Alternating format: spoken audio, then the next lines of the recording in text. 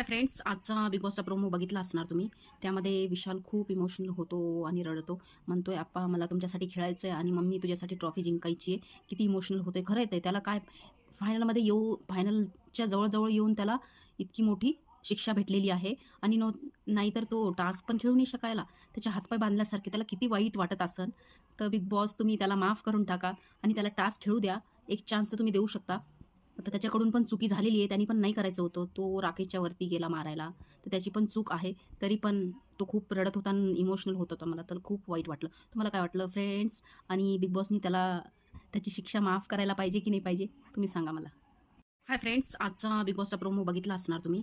त्यामध्ये विशाल खूप इमोशनल होतो आणि रडतो. म्हणतोय, "आप्पा मला तुमच्यासाठी खेळायचं आहे आणि मम्मी तुझ्यासाठी ट्रॉफी जिंकायची आहे." किती इमोशनल होते. खरं आहे ते. त्याला काय फायनलच्या जवळ येऊन त्याला इतकी मोठी शिक्षा भेटलेली आहे आणि नाहीतर तो टास्क पण खेळू नाही शकायला.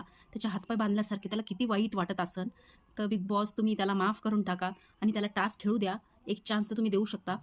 तर त्याच्याकडून पण चुकी झालेली आहे. त्यानी पण नाही करायचं होतं. तो राकेशच्या वरती गेला मारायला. तर त्याची पण चूक आहे. तरी पण तो खूप रडत होता आणि इमोशनल होत होता. मला तर खूप वाईट वाटलं. तुम्हाला काय वाटलं फ्रेंड्स? आणि बिग बॉसनी त्याची शिक्षा माफ करायला पाहिजे की नाही पाहिजे? तुम्ही सांगा मला.